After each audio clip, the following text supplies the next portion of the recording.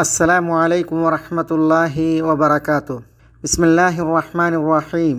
അൽഹംദുലില്ലാഹി റബ്ബിൽ ആലമീൻ അർറഹ്മാനിർ റഹീം മാലികി യൗമിദ്ദീൻ വഅശ്ഹദു അൻ ലാ ഇലാഹ ഇല്ലല്ലാഹു വഹ്ദഹു ലാ ശരീക ലഹ് ഇലാഹുൽ അവ്വലീന വൽ ആഖിരീൻ ഖയ്യൂമുസ് സമാവാതി വൽ അറാദീൻ വഅശ്ഹദു അന്ന മുഹമ്മദൻ അബ്ദുഹു വറസൂലുഹു സ്സാദിഖുൽ അമീൻ അൽ മബ്ഊസ് റഹ്മത്തൻ ലിൽ ആലമീൻ സല്ലല്ലാഹു അലൈഹി വസല്ലമ വബാറക അലൈഹി വഅല ആലിഹി വഅസ്ഹാബിഹി വമൻ സാറ അലാ നഹ്ജിഹിം ഇലാ യൗമിദ്ദീൻ വബഅദ്. സഹോദരന്മാരെ, സഹോദരികളെ, ഈ ശബ്ദം ശ്രവിക്കുന്ന ബഹുമാന്യ പഠിതാക്കളെ, നമ്മൾ അൽ അർബഊൻ അൻ നവവിയ എന്ന ഇമാം നവവിയുടെ വിശ്വപ്രസിദ്ധ ഗ്രന്ഥത്തിൽ നിന്ന് അതിൽ 42 ഹദീസുകൾ വിശദീകരിച്ച് ഇനി നമ്മുടെ ഒരു പുതിയ ദൗറ ഇവിടെ ബിമശിയത്തില്ല ആരംഭിക്കുകയാണ്. പ്രസ്തുത ദൗറ ഫിഖ്ഹിലാണ്. യൂസുഫ് ഇബ്നു അബ്ദുൽ ഹാദി അൽ ഹംബലി എന്ന കർമ്മശാസ്ത്ര പണ്ഡിതൻ്റെ, അദ്ദേഹം ഇബ്നുൽ മബ്രദ് എന്ന പേരിൽ വിശ്രുതനാണ്. അദ്ദേഹത്തിൻ്റെ ഫുറൂഉൽ ഫിഖ് എന്ന ഗ്രന്ഥമാണ് നമ്മളിവിടെ ഈ കർമ്മശാസ്ത്ര പഠനത്തിന് തിരഞ്ഞെടുത്ത മത്തിനായ ഗ്രന്ഥം. ഇൻഷാ അല്ലാഹ് ഇന്നൊരു ആമുഖത്തോടു കൂടി നമ്മൾ തുടങ്ങുകയും പിന്നീട് ബിമശിയത്തില്ല നമുക്ക് ഇബ്നുൽ മബ്രദിൻ്റെ ഫുറൂഉൽ ഫിഖ് വിശദീകരിച്ച് അടുത്ത ക്ലാസ് മുതൽ പഠനം ആരംഭിക്കാം. അൽ അർബഊന അൻ നവവിയ പഠന നാളുകളിലും അതിനുശേഷമുള്ള നാളുകളിലുമൊക്കെ നമ്മുടെ പല സഹോദരങ്ങളും സഹോദരികളും പരീക്ഷണത്തിൻ്റെ ദിനരാത്രങ്ങളെയാണ് തള്ളിവിടുന്നത്. COVID-19 എന്ന ഈ മഹാവ്യാധി ലോകരെ ഭീതിയിലും ഭയപ്പാടിലും രോഗത്തിലും തളച്ച ഈ സാഹചര്യത്തിൽ നമ്മളുടെ പല സഹോദരങ്ങളും നമ്മെ വിട്ട് പരലോകയാത്രയിൽ അവരുടെ ബർസഖി ജീവിതം ആരംഭിച്ചു കഴിഞ്ഞു. അല്ലാഹു സുബ്ഹാനഹു വ തആല അവരുടെ ഖബറിടങ്ങളെ അവൻ്റെ വിശാലമായ സ്വർഗീയ ആരാമമാക്കി അനുഗ്രഹിക്കുമാറാവട്ടെ. നമ്മളുടെ പല സഹോദരങ്ങളും സഹോദരികളും ശയ്യാവലംബികളും രോഗഗ്രസ്തരായി പരീക്ഷണങ്ങളിലുമാണ്. അല്ലാഹു സുബ്ഹാനഹു വ തആല അവർക്കെല്ലാം ശിഫയും ആഫിയത്തും പ്രദാനം ചെയ്യുമാറാവട്ടെ. അവർക്കേറ്റ മുസീബത്ത്, അതിനുള്ള പ്രതിഫലം അല്ലാഹു അവർക്ക് മഹത്തരമാക്കുമാറാവട്ടെ. അല്ലാഹു വഴിപ്പെട്ട് ജീവിക്കുവാനുള്ള ആയുരാരോഗ്യം അവർക്കും നമുക്കും അല്ലാഹു സുബ്ഹാനഹു വ തആല ഏറ്റി നൽകുമാറാവട്ടെ. ഈ ദീനീ വിജ്ഞാനങ്ങളിൽ അല്ലാഹു സുബ്ഹാനഹു വ തആല നമ്മളെ സമ്മേളിക്കുന്നത് പോലെ സ്വർഗത്തിൻ്റെ അത്യുന്നതങ്ങളിൽ മുഹമ്മദ് നബി സല്ലല്ലാഹു അലൈഹി വസല്ലം തങ്ങളും അവിടുത്തെ ആലും നബി കുടുംബവും സമ്മേളിക്കുമ്പോൾ അവരോടൊത്ത് സമ്മേളിക്കുവാൻ അള്ളാഹു നമ്മളെല്ലാം തുണക്കുമാറാവട്ടെ. നമ്മുടെ ഈ പഠനം അള്ളാഹുവിൻ്റെ വജ്ഹിന് ഖാലിസായി, അള്ളാഹുവിൻ്റെ പ്രീതിക്ക് നിഷ്കളങ്കമായി ഉള്ള കർമ്മമായി അള്ളാഹു അനുഗ്രഹിക്കുമാറാവട്ടെ. ഫുറൂഉൽ ഫിഖ്ഹിലാണ് നമ്മുടെ പഠനം, അഥവാ ഇസ്ലാമിക ഫിഖ്, വിശുദ്ധ ഖുർആൻ്റെയും തിരുസുന്നത്തിൻ്റെയും പ്രമാണങ്ങളെ അതിൽ നിന്ന് മതവിധികൾ മനനം നടത്തി വിചിന്തനം നടത്തി മനസ്സിലാക്കുന്ന ഫിഖ്ഹാണ് നമ്മുടെ പഠന വിഷയം. നബി സല്ലല്ലാഹു അലൈഹി വസല്ലം തങ്ങൾ പറഞ്ഞിട്ടുണ്ട്, മൻ യുരിദില്ലാഹു ബിഹി ഖൈറൻ യുഫഖിഹു ഫിദ്ദീൻ. വല്ലവരോടും അല്ലാഹു സുബ്ഹാനഹു വ തആല ഖൈർ ഉദ്ദേശിക്കുകയാണ് എങ്കിൽ ദീനിൽ അല്ലാഹു അവന് ഫിഖ് നൽകും. ഫിഖ് എന്ന് പറഞ്ഞാൽ ഗ്രാഹ്യതയും പാണ്ഡിത്യവുമാണ്, ജ്ഞാനവും അറിവുമാണ്. അള്ളാഹുവിൻ്റെ ദീനിൽ ഫിഖ് ഉണ്ടാകുമ്പോഴാണ് നമുക്ക് അകക്കണ്ണിൻ്റെ കാഴ്ചയിൽ, ഉൾക്കാഴ്ചയിൽ അള്ളാഹുവിന് ഇബാദത്തെടുക്കുവാൻ അവസരമുണ്ടാവുക. അതേപോലെ മറ്റുള്ളവരെ അറിവിൻ്റെയും ഉൾക്കാഴ്ചയുടെയും അടിസ്ഥാനത്തിൽ സത്യത്തിലേക്കും സന്മാർഗത്തിലേക്കും സൽപാന്താവിലേക്കും ക്ഷണിക്കുവാനും വിളിക്കുവാനും കഴിയുക. ദീനിൽ ഒരാൾക്ക് ജ്ഞാനമുണ്ടാവുക, ഫിഖ് ഉണ്ടാകുക എന്ന് പറഞ്ഞാൽ അല്ലാഹു സുബ്ഹാനഹു വ തആല മനുഷ്യനോട് നന്മ ഉദ്ദേശിക്കുന്നു എന്നതിൻ്റെ അലാമത്താണത്, അടയാളമാണത് എന്നാണ് മൻ യുരിദില്ലാഹു ബിഹി ഖൈറൻ യുഫഖിഹു ഫിദ്ദീൻ എന്ന ഹദീസ്, മുആവിയ റളിയല്ലാഹു അൻഹുവിൽ നിന്ന് ഇമാം ബുഖാരി മുസ്ലിമും ഉദ്ധരിക്കുന്ന ഹദീസ് അത് വിളിച്ചോതുന്നത്. അതുകൊണ്ട് തന്നെ ഇസ്ലാമിക ലോകത്തെ പണ്ഡിതന്മാർ അക്കാലം മുതൽ ഇക്കാലം വരേക്കും ദീനിൽ ഫിഖ് നേടുന്ന വിഷയത്തിൽ, അറിവ് നേടുന്ന വിഷയത്തിൽ സജീവ തൽപരരായിരുന്നു. അക്ഷീണ അവിശ്രമ പരിശ്രമികളായി അവർ ദീനീ വിജ്ഞാനങ്ങൾ ഗ്രഹിക്കുന്നതിൽ, മനസ്സിലാക്കുന്നതിൽ തൽപരരായിരുന്നു. അബൂ ഹുറൈറ റളിയല്ലാഹു അൻഹുവിൽ നിവേദനം ചെയ്യുന്ന ഒരു ഹദീസുണ്ട്. ആ ഹദീസിൽ നബി സല്ലല്ലാഹു അലൈഹി വസല്ലം തങ്ങളോട് ചോദിക്കപ്പെടുകയാണ്, മൻ അക്രമുന്നാസ്, ജനങ്ങളിൽ അത്യാദരണീയൻ ആരാണ് എന്ന്. അപ്പോൾ അത്ഖാഹും ജനങ്ങളിൽ ഏറ്റവും തഖ്വയിൽ അധിഷ്ഠിതമായ ജീവിതം നയിക്കുന്നവർ എന്ന് പ്രതികരിച്ചപ്പോൾ അവർ പറഞ്ഞത് ലൈസ അൻ ഹാദ നസ്അലുക്, അതല്ല ഞങ്ങൾ താങ്കളോട് തിരക്കുന്നത് ചോദിക്കുന്നത്. അപ്പോൾ നബി സ്വല്ലല്ലാഹു അലൈഹി വസല്ലം തങ്ങൾ ഫയൂസുഫ് നബിയുല്ലാഹ് ഇബ്നു നബിയില്ലാ ഇബ്നു നബിയില്ലാ ഇബ്നു ഖലീലില്ലാ, ജനങ്ങളിൽ അത്യുദാരൻ ഖലീലുല്ലാഹ് ഇബ്രാഹിം അലൈഹി സ്വലാത്തു വസ്സലാമയുടെ പുത്രൻ, ഇസ്ഹാഖ് അലൈഹി സ്വലാത്തു വസ്സലാമയുടെ പുത്രൻ, യാക്കൂബ് അലൈഹി സ്വലാത്തു വസ്സലാമയുടെ പുത്രൻ യൂസുഫ് ഇബ്നു യാക്കൂബാണ് എന്ന് നബി സ്വല്ലല്ലാഹു അലൈഹി വസല്ലം തങ്ങൾ പറഞ്ഞപ്പോൾ അവിടെയും ലൈസ അൻ ഹാദാ നസ്അലുക്, അതിനെക്കുറിച്ചല്ല ഞങ്ങൾ ചോദിക്കുന്നതെന്ന് പറഞ്ഞപ്പോൾ റസൂലുള്ളാഹി സ്വല്ലല്ലാഹു അലൈഹി വസല്ലം തങ്ങൾ ഫഅൻ മആദിനിൽ അറബി തസ്അലൂൻ, നിങ്ങൾ ചോദിക്കുന്നത് മആദിനിൽ അറബിനെ കുറിച്ചാണോ എന്ന് നബി സല്ലല്ലാഹു അലൈഹി വസല്ലം തങ്ങൾ അവരോട് പ്രതികരിക്കുകയുണ്ടായി. മആദിനുൽ അറബ് എന്ന് പറഞ്ഞെങ്കിൽ ഉസൂലുൽ അറബ് എന്നാണ്, അറബികളിലെ അസ്ലുകൾ ആണ് അതുകൊണ്ട് ഉദ്ദേശം. നബി സല്ലല്ലാഹു അലൈഹി വസല്ലം തങ്ങൾ പറഞ്ഞത് ഖിയാറുഹും ഫിൽ ജാഹിലിയ്യത്തി ഖിയാറുഹും ഫിൽ ഇസ്ലാം ഇദാ ഫഖുഹു, ജാഹിലിയ്യത്തിൽ ഉത്തമരായിരുന്നവർ അവർ തന്നെയാണ് ഇസ്ലാമിലും ഉത്തമർ. പക്ഷേ ഇദാ ഫഖുഹു, അവർ ഫിഖ്ഹ് ഉള്ളവരായാൽ, ഇവിടെ ഇദാ ഫഖുഹു എന്നും ഖിറാഅത്തുണ്ട്, ഇദാ ഫഖിഹു എന്നും ഖിറാഅത്തുണ്ട്, രണ്ടും ശരിയാണ്. ഉദ്ദേശം ഒന്നാണ്, ദീനിലുള്ള പാണ്ഡിത്യമാണ്, അറിവാണ്. അതായത് ഇസ്ലാമിന് മുമ്പുള്ള കാലഘട്ടത്തിൽ ഒരാൾ സാമൂഹ്യ ശ്രേണിയിൽ ഉന്നതനാണ്, പ്രമുഖനാണ്, പ്രമാണിയാണ്, അയാൾ ഇസ്ലാമിലും പ്രാമുഖ്യമുള്ളവനാണ്, പ്രധാനിയാണ്, പ്രമാണിയാണ്. പക്ഷേ ഇദാ ഫഖുഹു, ഫിഖ്ഹ് ഉണ്ടാകണം, അറിവും ജ്ഞാനവും ഉണ്ടാകണം എന്നുള്ളതാണ് ഇവിടെ റസൂലുള്ളാഹി സ്വല്ലല്ലാഹു അലൈഹി വസല്ലം തങ്ങൾ പറയുന്നത്. ഇമാം നവവി ഈ ഹദീസിൻ്റെ വിശദീകരണത്തിൽ ഷറഹ് മുസ്ലിമിൽ പറയുന്നത് വമഅനാഹു, ഈ തിരുമൊഴിയുടെ ആശയം അന്ന അസ്ഹാബൽ മുറൂആത്ത് വ മകാരിമിൽ അഖ്ലാഖ് ഫിൽ ജാഹിലിയ, ജാഹിലിയത്തിൽ അഥവാ ഇസ്ലാമിന് മുമ്പുള്ള കാലഘട്ടത്തിൽ മാന്യതയും മാനവികതയും ഉത്കൃഷ്ട സ്വഭാവവും ഉണ്ടായിരുന്ന ആളുകൾ അവർ ഇസ്ലാം ആശ്ലേഷിക്കുകയും വഫഖുഹു അല്ലെങ്കിൽ വഫഖിഹു, അവർ ഫിഖ്ഹ് ഉള്ളവരും പാണ്ഡിത്യമുള്ളവരാവുകയും ചെയ്താൽ ഫഹും ഖിയാറുന്നാസ്, അവരാണ് ജനങ്ങളിൽ ഉത്തമർ, ഉത്കൃഷ്ടർ എന്നുള്ളതാണ്. ഇമാം അൽ ഖാദി ഇയാദ് റഹ്മത്തുള്ളാഹി അലൈഹി പറഞ്ഞു വഖദ് തദമ്മന അൽ ഹദീസ് ഫിൽ അജ്വിബത്തി സലാസ, ഈ ഹദീസ് അതിൻ്റെ 3 ഉത്തരങ്ങൾ അതിൽ ഉൾക്കൊണ്ടിരിക്കുന്നു. അന്നൽ ഖറം മൻ അക്രമുന്നാസ് എന്ന് ചോദിച്ചപ്പോൾ അതിന് 3 ഉത്തരം പറഞ്ഞല്ലോ. ആ 3 ഉത്തരങ്ങളിലും ഉൾക്കൊണ്ടിരിക്കുന്നു കറം, ഔദാര്യം, ഉദാത്തത, കുല്ലഹു ഉമൂമഹു വ ഖുസൂസഹു വ മുജ്മലഹു വ മുബയ്യനഹു കുല്ലഹു, മൊത്തത്തിൽ പ്രത്യേകമായി പൊതുവിൽ വ്യക്തമായി ഉദാരത എന്ന് പറഞ്ഞാൽ ഇന്നമാ ഹുവദ്ദീൻ മഅ തഖ്വ വന്നുബുവ വൽ ഇഗ്റാഖു ഫീഹ വൽ ഇസ്ലാം മഅൽ ഫിഖ്, തഖ്വയിൽ അധിഷ്ഠിതമായ തഖ്വ, അതേപോലെ നുബുവത്ത്, അതിലുള്ള അഗാധമായ ജ്ഞാനം, അതേപോലെ ഫിഖ്ഹോട് കൂടിയുള്ള ഇസ്ലാം, ഇതൊക്കെയാണ് ഖറം എന്നുള്ളതാണ്.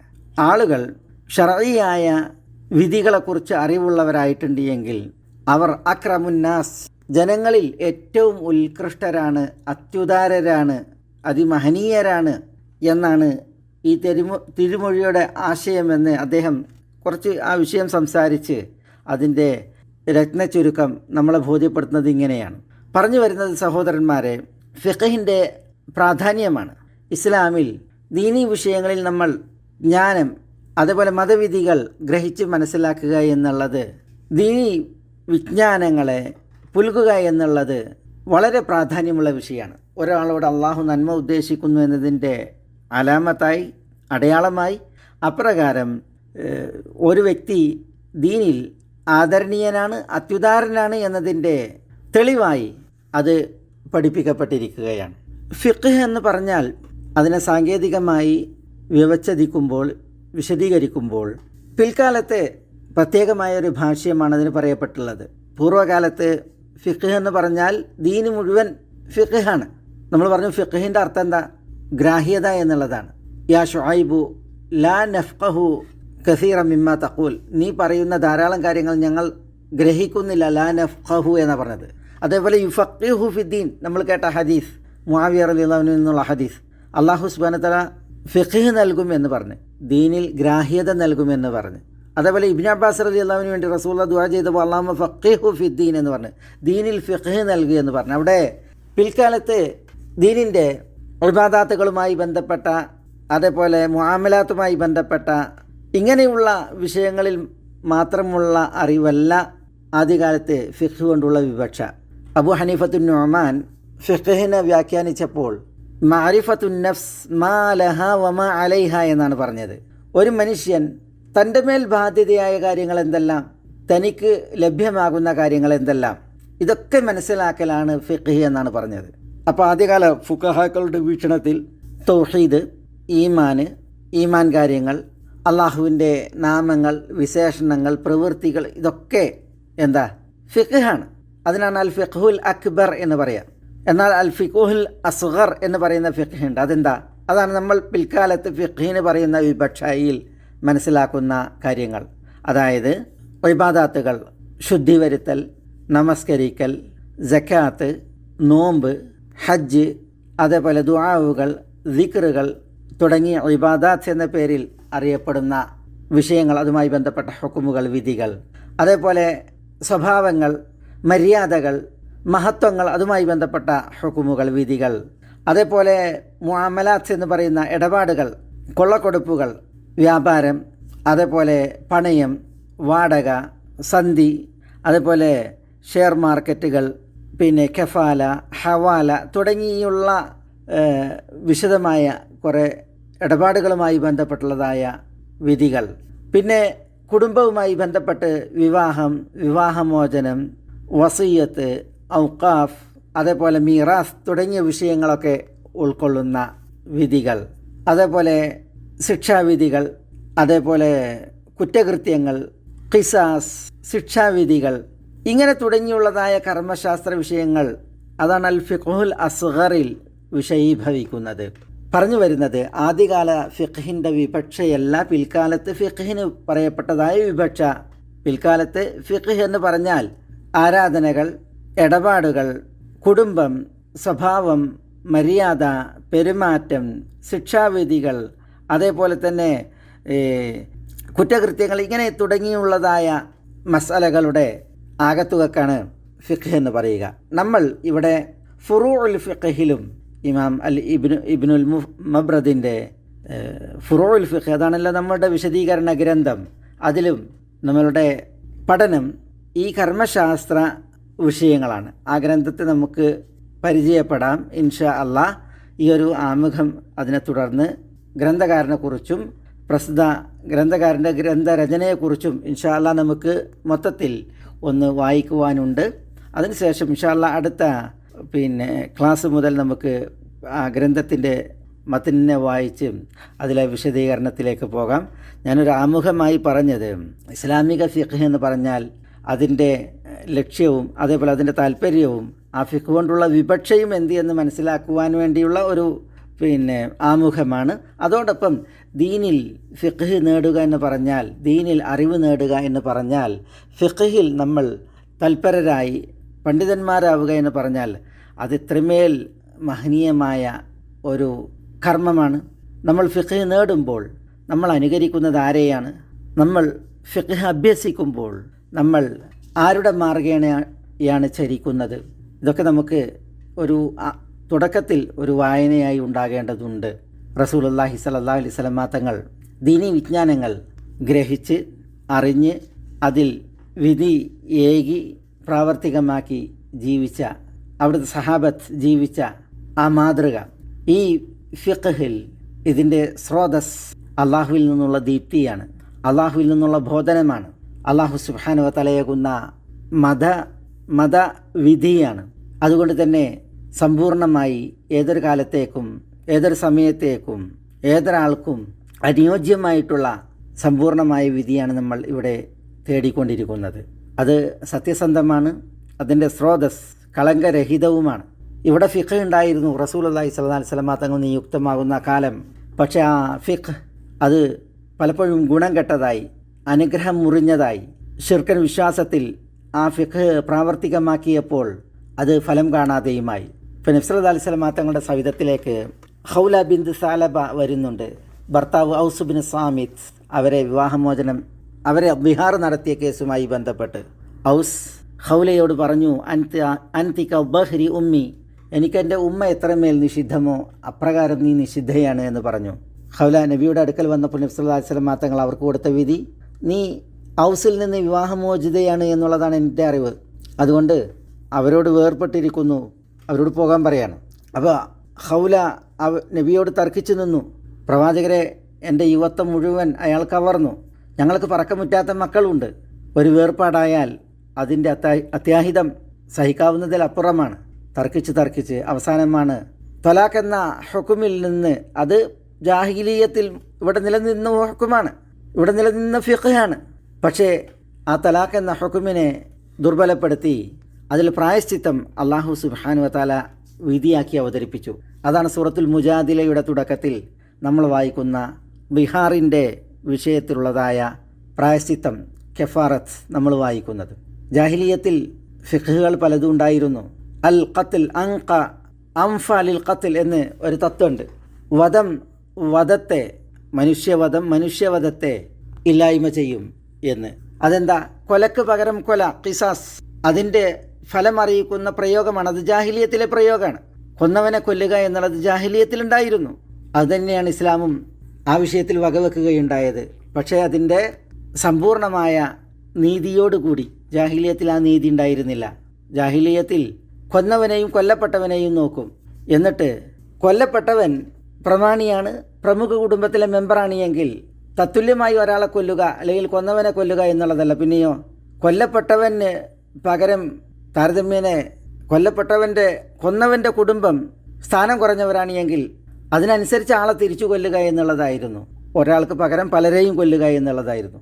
അതേപോലെ കൊന്നവനെ കൊല്ലുക എന്നുള്ളതല്ല, പിന്നെയോ കൊല്ലപ്പെട്ടവന് തത്തുല്യമായി ആ ഗോത്രത്തിൽ ആരാണോ പ്രമുഖനായിട്ടുള്ളത് അയാളെ കൊല്ലുക എന്നതായിരുന്നു. അതുകൊണ്ടാണ് അല്ലാഹു സുബ്ഹാനഹു വ തആല വമൻ ഖുതില മദ്ലൂമൻ ഫഖദ് ജഅൽനാ ലിവലിയിഹി സുൽത്താന ഫലാ യുസ്രിഫ് ഫിൽ ഖത്ലിൽ ഇസ്രാഫ് പാടില്ല എന്നുള്ള ആ ഒരു അനുബന്ധം ഖിസാസിൻ്റെ വിഷയത്തിൽ പ്രത്യേകം പറയുകയുണ്ടായത്. ഞാൻ പറഞ്ഞു വരുന്നത് ഫിഖ് ഇവിടെ ഉണ്ടായിരുന്നു. ആശൂറ നോമ്പ് അനുഷ്ഠിച്ചിരുന്നു, ഹജ്ജ് ചെയ്യുമായിരുന്നു, ഉംറ ചെയ്യുമായിരുന്നു. ഫിഖ് പലതും ഉണ്ടായിരുന്നു. പക്ഷേ അത് സമ്പൂർണ്ണമായിരുന്നില്ല. ഉള്ള ഫിഖ് തന്നെയും വിശ്വാസത്തിലും ദുആയിലും ഷിർക്കും കുഫ്റുമായത് കാരണത്താൽ അത് അസ്വീകാര്യവും അസാധുവുമായിരുന്നു എന്നുള്ളതാണ്. സഹോദരന്മാരെ, നമ്മൾ പഠിക്കുന്ന ഫിഖഹിൻ്റെ ഗുണമേന്മയെ അറിയാനാണ് ഞാൻ ഇക്കാര്യങ്ങൾ ഉണർത്തുന്നത്. നമ്മുടെ ഫിഖ് എന്ന് പറഞ്ഞാൽ അത് സമ്പൂർണ്ണ അർത്ഥത്തിലാണ്. അതിൻ്റെ സ്രോതസ് കൃത്യവുമാണ്. അതിന് റബ്ബാനി, ഇലാഹി, ദിവ്യപ്രോക്തം, അതേപോലെ അള്ളാഹുവിൽ നിന്നുള്ള വഹി എന്നുള്ള പ്രത്യേകതയുണ്ട്. ആ വഹിയാണ് നമ്മൾ ഫിഖ് പഠിക്കുമ്പോൾ ഓതി പഠിക്കുന്നത്. സമ്പൂർണ്ണമായതിനെയാണ് നമ്മൾ ഉൾക്കൊള്ളുന്നത്. നമ്മൾ ഫിഖ് പഠിക്കുമ്പോൾ ആദരവുറ്റ റസൂലുള്ളാഹി സ്വല്ലല്ലാഹി അലൈഹി വസല്ലം തങ്ങളുടെ മാർഗേണ, അവിടുത്തെ സഹചാരികളായ സ്വഹാബത്തിൻ്റെ മാർഗേണ, പിന്നെ അവരെ തുടർന്ന് വന്ന അൽ ഫുഖഹാഉ സബ്അ എന്ന് പറയുന്ന ഫുഖഹ തബഈ പണ്ഡിതന്മാരിൽ പ്രമുഖരായ ഇദാ ഖീല മൻ ഫിൽ ഇൽമി സബ്അതു അബൂഹദിൻ റിവായത്തുഹും ലൈസത് അനിൽ ഇൽമി ഖാരിജ ഫഖുൽഹും ഉബൈദുല്ലാഹ് ഉറുവത്തു ഖാസിമു സഈദുൻ അബൂബക്കർ സുലൈമാനു ഖാരിജ. ഈ മഹത്തുക്കളുടെ മാർഗേണ ഉർവത്ത് ബിൻ സുബൈർ, സഈദ് ബിൻ മുസയ്യിബ്, അതേപോലെ അബൂബക്കർ ഇബ്നു സുലൈമാൻ, ഉബൈദത്ത് ഇബ്നു അബ്ദുല്ലാ, അൽ ഖാസിം ഇബ്നു മുഹമ്മദ് ഇബ്നു അബീബക്കർ, സുലൈമാൻ, അതേപോലെ ഖാരിജത്ത് ഇബ്നു സെയ്ദ് തുടങ്ങി മഹത്തുക്കളുടെ മാർഗേണ താബിഈങ്ങളിൽ ഫുഖഹാക്കളായിട്ടുള്ള മറ്റു പണ്ഡിതന്മാർ, പിന്നെ അവരെ കഴിഞ്ഞാൽ ഇമാം അബു ഹനീഫത്തുൻ നുഅ്മാൻ, മാലിക് ഇബ്നു അനസ് അൽ അസ്ബഹി, മുഹമ്മദ് ഇബ്നു ഇദ്രീസ് അഷാഫിഈ, അഹ്മദ് ഇബ്നു ഹംബൽ അഷൈബാനി തുടങ്ങി ഫിഖ്ഹിലെ മഹാരഥന്മാർ. അക്കാലഘട്ടത്തിൽ അബു അബ്ദുറഹ്മാനുൽ ഔസാഇ ഫഖീഹാണ്, ഇസ്ഹാഖ് ഇബ്നു റാഹവൈഹി ഫഖീഹാണ്, ലൈസ് ഇബ്നു സഅദ് ഫഖീഹാണ്, സുഫിയാൻ സൗരി, സുഫിയാൻ ഇബ്നു ഉയൈന, ശുഅബത്ത് ഇബ്നു അൽ ഹജ്ജാജ്, ഹമ്മാദ് ഇബ്നു സലമ, ഹമ്മാദ് ഇബ്നു സെയ്ദ്, ഇങ്ങനെ ഫുഖഹാക്കളുടെ നീണ്ട നിരയിൽ ഫിഖ് ശോഭിച്ചു. പിൽക്കാലം ആ ഫിഖിനെ ഏറ്റെടുത്തു. നമ്മൾ ഫിഖ് പഠിക്കുമ്പോൾ ഈ മഹാരഥന്മാരുടെ ആ നീണ്ട ശൃംഖലയിൽ നമ്മൾ കണ്ണിചേരുന്നവരാണ്. അതുകൊണ്ട് തന്നെ നല്ല ഇഖ്ലാസിൽ, നല്ല നീയത്തിൽ നമ്മൾ ഈ ഒരു വിഷയം ആർജിക്കുവാൻ, പഠിക്കുവാൻ പരമാവധി മനസ്സ് വെക്കുക, പ്രയത്നിക്കുക. ഇൻഷാ അല്ലാഹ് നമുക്ക് ഇവിടെ നമ്മൾ തുടക്കത്തിൽ പറഞ്ഞതുപോലെ യൂസുഫ് ഇബ്നു അബ്ദുൽ ഹാദി അൽ ഹംബലി എന്ന മഹാപണ്ഡിതൻ, അദ്ദേഹം ഇബ്നുൽ മബ്രദ് എന്ന പേരിൽ ചരിത്രത്തിൽ പ്രസിദ്ധനാണ്. അദ്ദേഹത്തിൻ്റെ കിതാബ് ഫുറൂഉൽ ഫിഖ് എന്ന് പറയുന്ന കിതാബാണ് നമ്മളുടെ പഠന വിഷയം. അടുത്ത ക്ലാസ്സിൽ ഇൻഷാ അല്ലാഹ് നമുക്ക് ആരാണ് ഇബ്നുൽ മബ്രദ്, അദ്ദേഹത്തിൻ്റെ കുടുംബപരമായിട്ടുള്ള പ്രത്യേകത എന്താണ്, പിന്നെ അദ്ദേഹം നിർവഹിച്ച രചനകൾ, അതിൽ ഫുറൂഉൽ ഫിഖ്ഹിൻ്റെ പ്രത്യേകത എന്ത്, അതിൻ്റെ വിഷയങ്ങളെന്ത്, പിന്നെ നമുക്ക് ആ കിതാബിൻ്റെ മത്തിന് വായിച്ചു കൊണ്ടുള്ള അതിൻ്റെ ഷറഹ് തുടർന്ന് പഠിക്കാം. അല്ലാഹു സുബ്ഹാനഹു വ തആല നമുക്ക് അവൻ്റെ ദീനിൽ യഥാവിധം ഫിഖ്ഹ് പ്രദാനം ചെയ്യുമാറാവട്ടെ. അല്ലാഹു ഫിഖ്ഹിയെ ആദരിക്കുന്നവരുടെ കൂട്ടത്തിൽ നമ്മളെല്ലാം ഉൾപ്പെടുത്തി അനുഗ്രഹിക്കുമാറാവട്ടെ. വസല്ലല്ലാഹു വസല്ലമ വബാറക അലാ നബീന മുഹമ്മദിൻ വ ആലിഹി വസഹ്ബിഹി അജ്മഈൻ. അസ്സലാമു അലൈക്കും വറഹ്മത്തുള്ളാഹി വബറകാതുഹു.